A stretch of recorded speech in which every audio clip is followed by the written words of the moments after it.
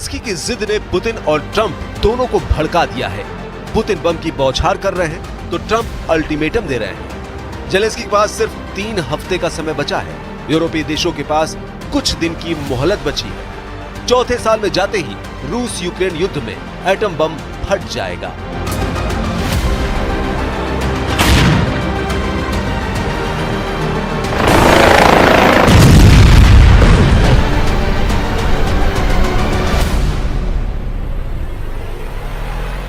Zelensky ने Trump को ठेंगा दिखा दिया है।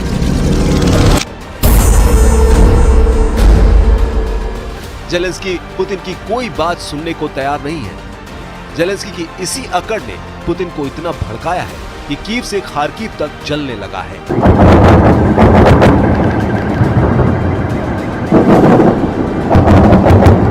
रूस ने जेलेंस्की के सरेंडर न करने के ऐलान के बाद भीषण हमले शुरू कर दिए हैं।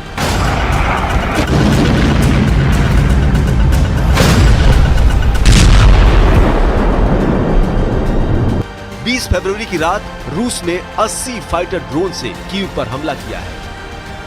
ड्रोन से दागी गई मिसाइल के धमाके से जेलेंस्की का पैलेस भी दहल गया है। यूक्रेन एयर डिफेंस रात भर रूस के ड्रोन अटैक की मार झेलने पर मजबूर हो गए हैं। प्रेसिडेंट ट्रंप ने जब से युद्ध में पुतिन को जीता हुआ बताया है, तब से रूस के हमले में तेजी आई है। प्रेसिडेंट पुतिन की कोशिश है कि ट्रंप के दिए अल्टीमेटम से पहले ज्यादा से ज्यादा यूक्रेन की जमीन छीन ली जाए। उधर ट्रंप यूक्रेन युद्ध को जल्द से जल्द खत्म करने के मूड में है, लेकिन जेलेंस्की अभी भी रूस के आगे झुकने को तैयार नहीं, जिससे यह तय हो चुका है कि ट्रंप को जेलेंस्की के खिलाफ एक्शन लेना पड़ सकता है।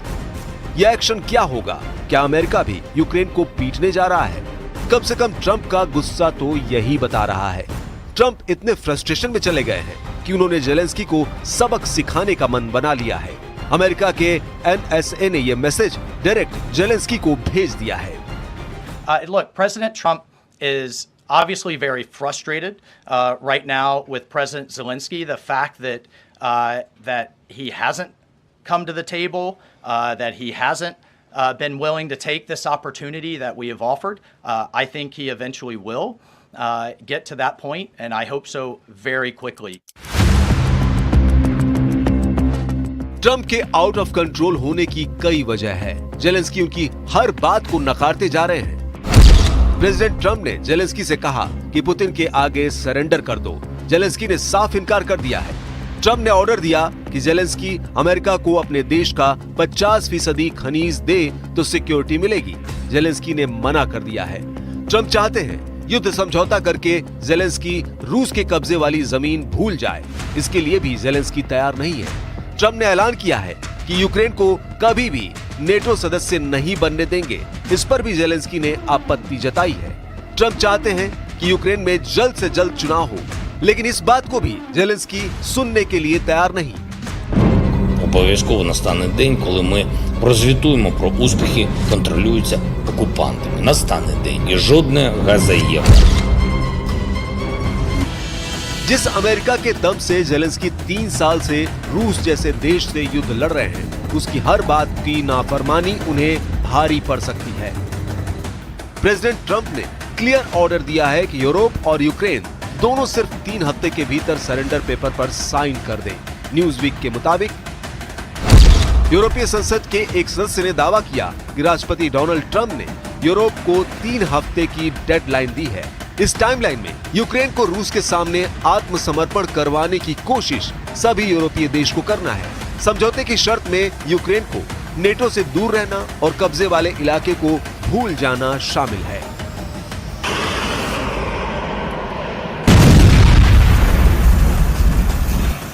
ट्रंप की इस धमकी के बाद फौरन जेलेंस्की ने यूरोपीय देशों के लीडर से बात शुरू कर दी है। जेलेंस्की ने ऐलान किया है कि उन्होंने फ्रांस और ब्रिटेन से यूक्रेन की सिक्योरिटी का ख्याल रखने की अपील की है। Говорив щойно з президентом Макроном. Ми скоординували наші позиції, ми обговорили подальші кроки, зокрема погляди на гарантії безпеки. जेलेंस्की अपना दांव चल चुके हैं। अब बारी प्रेसिडेंट ट्रंप की है। जो यूरोपीय देशों पर प्रेशर बनाने के लिए बहुत जल्द बात करने वाले हैं। यह भी साफ है कि यूरोपीय देश उसी लकीर पर चलेंगे जो अमेरिका खींच देगा। ट्रंप जेलेंस्की के लिए जाल बिछा चुके हैं। यूक्रेन को यूरोप से अलग थलग कर ट्रंप बेबस कर डालेंगे। सुपर पावर ने यूक्रेन को कमजोर करने के लिए हथियार सप्लाई पर लगभग ब्रेक लगा दी है। यूक्रेन के रक्षा और खुफिया मामलों पर संसदीय पैनल में शामिल सांसद रोमन कोस्टेंको ने कहा कि यूक्रेन को हथियार की बिक्री और डिलीवरी में शामिल कुछ अमेरिकी कंपनियां अब राजनीतिक फैसलों का इंतजार कर रही हैं। कोस्टेंको ने एक इंटरव्यू में कहा कि उनकी जानकारी के मुताबिक बेचे जाने वाले हथियारों की डिलीवरी बंद हो गई है। जिन कंपनियों के हथियारों को यूक्रेन भेजना है वो सब ट्रंप के इशारे का इंतजार कर रही है। रूस को जब से जानकारी मिली है वो युद्ध में पूरी तरह से जीत के लिए उतावला हो रहा है। हकीकत में अमेरिका की बेरुखी जेलेंस्की को ले डूबेगी। अगर ट्रंप की बात जेलेंस्की ने नहीं मानी तो मुमकिन हो यूक्रेन का वजूद मिट जाए। ऐसे हालात आए उससे पहले जेलेंस्की के पास बचने का एक ही रास्ता है, वो है यूक्रेन के खजाने में ट्रंप का आधा हिस्सा। सुपर पावर की सारी कवायद ही यूक्रेन के अनमोल खजाने को हासिल करने की है। यूक्रेन के पास 20 titanium, lithium, beryllium, manganese, gallium, uranium, zirconium, graphite, apatite, fluorite और निकल जैसी धातुओं का अकूत भंडार है। रूस ने यूक्रेन के इसी खनिज संसाधनों के 70% हिस्से पर कब्जा जमा लिया है। यूक्रेन की जमीन में मौजूद इस खजाने की कीमत करीब $26 ट्रिलियन आंकी जाती है।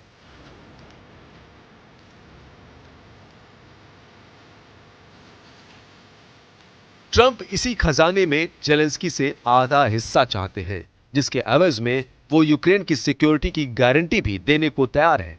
मगर जेलेंस्की को ये ऑफर मंजूर नहीं। जेलेंस्की अब भी ट्रंप को मनाने की कोशिश में जुटे हैं। ट्रंप के भेजे जनरल केलॉग से मीटिंग के बाद जेलेंस्की ने दावा किया कि वो सुपर पावर को मना लेंगे। Прописані деталі, тим більше результат. Обговорили із генералом Келлогом фронт, необхідність звільнити всіх наших полонених, які утримуються в Росії, а також необхідність надійної і чіткої системи гарантій безпеки, щоб війна більше не повернулась і щоб росіяни не ламали життя. Мир потрібен всім нам – Україні, Європі, Америці, всім у світі.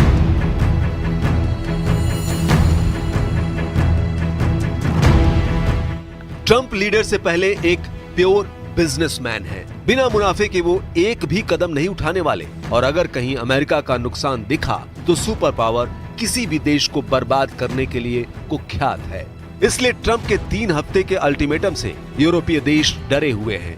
सदस्य जितनी जल्दी जेलेंस्की को सरेंडर के लिए तैयार कर लेंगे उतना ही उनके मुल्कों का भला हो सकता है, क्योंकि सुपर पावर ने बम बरसाना शुरू कर दिया तो बहुत देर हो जाएगी।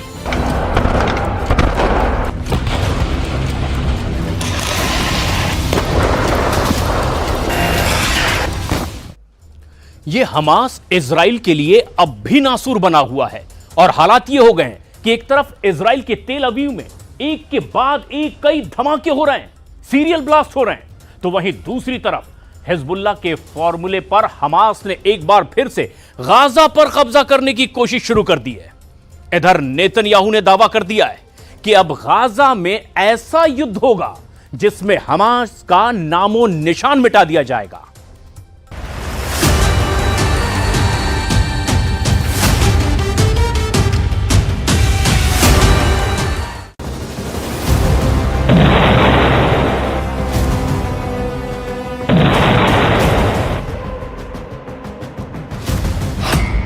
हमास को हराना नामुमकिन, तेल अवीव में सीरियल धमाके।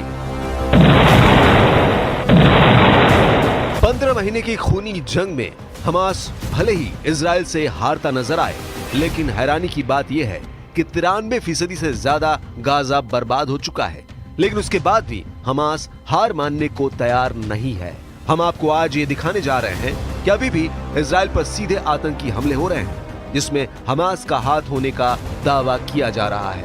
हैरानी की बात तो यह है कि जो इजराइल हमास के सफाई का दावा कर रहा है वो उस इजराइल की आर्थिक राजधानी तेल अवीव में भीषण सीरियल धमाके हुए हैं, जिसने इजराइल के दावों की पोल खोल कर रख दी है। हम आपको दिखाने जा रहे हैं कि कैसे हमास का पूरी तरह से सफाया करना अब मुश्किल होता जा रहा है। साथ ही हम आपको दिखाएंगे कि क्यों दावा किया जा रहा है कि हमास भी हिजबुल्लाह की तरह एक बार फिर से गाजा पर कब्जा कर सकता है।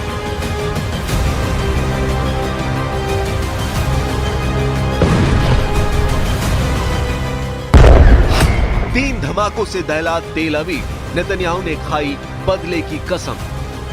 इजराइल की आर्थिक राजधानी कहे जाने वाले तेल अवीव शहर की ये तस्वीरें साबित करती हैं कि ना तो हमास का पूरी तरह से सफाया हुआ है और न ही इजराइल के दुश्मनों ने हार मानी है।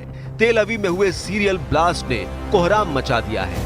हालात ये है कि तेल अवीव में हर तरफ कोहराम मचा हुआ है। धमाके से सदमे में पहुंचे पीएम नेतन्याहू और इजरायली सेना के कमांडरों को समझ नहीं आ रहा है कि आखिर इतनी पुख्ता सुरक्षा के बावजूद तेल अवीव में धमाके कैसे हो गए। जरा देखिए इन धमाकों के पीछे का क्या है कनेक्शन। בסביבות השעה 8:30 בערב התקבלו מספר הודעות על פיצוץ באזור חניון דן, רחוב העמל, אזור תעשייה בת ים. כוחות כב"ה שהגיעו למקום התחינו בתמונת מצב ראשונית אוטובוס מפרקי מונע דיזל שבוער כולו, כאשר בסמוך אליו יש רכב שככל הנראה ישנם פגיעות של הדף המרמזות ככל הנראה על איזה פיצוץ שאירע כאן. तेल अवीव के दक्षिण में बट याम में 3 बसों में विस्फोट हुआ है, जिसके बारे में इजरायली पुलिस का कहना है कि यह एक संदिग्ध आतंकवादी हमला है। इसके अलावा 2 और बसों में फिट किया हुआ डिवाइस नहीं फटा। पुलिस सस्पेक्ट की तलाश कर रही है और इलाके में भारी पुलिस फोर्स को तैनात किया गया है। इजरायली मीडिया रिपोर्ट्स के मुताबिक परिवहन मंत्री मिरी रेगेव ने देश में सभी बसों, ट्रेनों और हल्की रेलगाड़ियों को रोक दिया है ताकि विस्फोटक उपकरणों की जांच की जा सके। सोशल मीडिया पर वायरल हो रही फुटेज में देखा जा सकता है कि पार्किंग लॉट में खड़ी हुई बस जल रही है और भारी मात्रा में धुआं आसमान में फैला हुआ है। स्थानीय मीडिया के मुताबिक विस्फोटकों का वजन 5 किलोग्राम था, जिन पर लिखा था तुलकारेम से बदला। हम आपको बता दें कि ये एक तरह का संदर्भ था उन ऑपरेशंस का जो इजरायली सेना ने वेस्ट बैंक में चलाया हुआ है। תוצאות הפיגוע החמורים אתמול מול אוכלוסייה אזרחית לא ירתיעו אותנו. אנחנו נמצאים במלחמה נגד הטרור האסלאמי הקיצוני ואנחנו ננצח כאן ובעזה ובכל מקום ונשמיד את חוטפי ורוצחי התינוקות של החמאס. עם טרור לא מתפשרים, טרור מחסלים. हमास का हिजबुल्लाह फॉर्मूला, गाजा पर फिर कब्जा।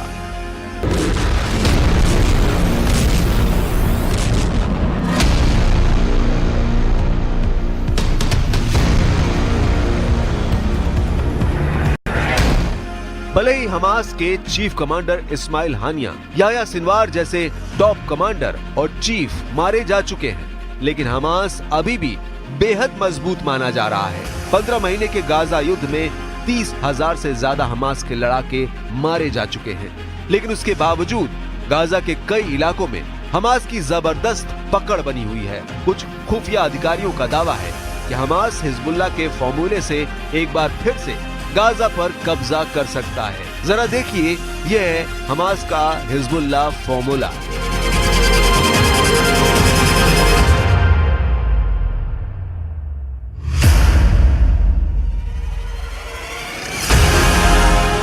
इजराइल पर हमला करके दुनिया के सामने अपना क्रूर चेहरा दिखलाने वाले गाजा के चरमपंथी संगठन हमास ने गाजा को लेकर खतरनाक प्लान बनाया है। हमास की योजना गाजा पर उसी तरह शासन करने की है जैसे हिजबुल्लाह की लेबनान पर है।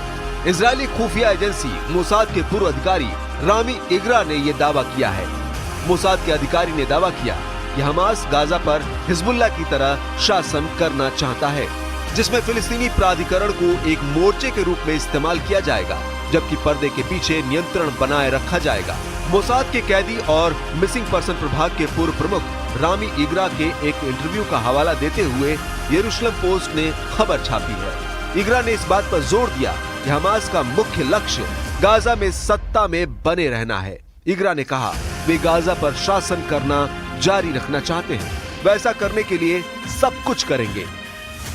इधर दूसरी तरफ राष्ट्रपति ट्रंप ने भी गाजा में मोर्चा खोल दिया है। भूख से बिलबिलाते, बीमारियों से कराहते और मौसम की मार झेलते फिलिस्तीनियों का रहनुमा बनने को कोई तैयार नहीं है। ट्रंप ने अपनी फिलिस्तीनी चाल से अरब देशों पर गाजा युद्ध थोपना शुरू कर दिया है। खबर है मिस्र, सऊदी अरब, जॉर्डन पर ट्रंप ने दबाव बनाना शुरू कर दिया है कि वो अपने अपने देशों में 23 लाख फिलिस्तीनियों को अस्थायी कैंपों में बसाएं।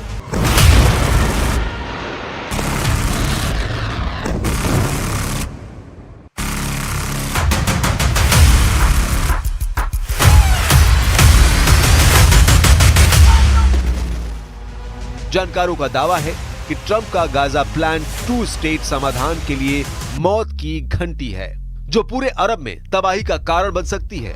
एक्सपर्ट ने चेताते हुए कहा है, ट्रंप ने गाजा पट्टी को खाली करने और यहाँ के लोगों को मिस्र, जॉर्डन और दूसरे अरब देशों में बसाने की बात कही है। ट्रंप का ये प्लान विवादों में घिर गया है। इसका अरब देशों और फिलिस्तीन के साथ दुनिया भर के लोगों ने विरोध किया है। अमेरिका के करीबी जॉर्डन और सऊदी जैसे मुल्क भी इस प्लान को देखकर बौखला गए हैं। ट्रंप के इस फिलिस्तीनी प्लान से अरब देशों में अशांति फैल सकती है। And I know we'll be able to work something. And what you just said about the 2000 is fantastic. It's so beautiful. It's music to my ears. But we're going to be able to work something, and I know we'll be able to work something also with I believe. Not 100%, but 99% we're going to work out something with Egypt.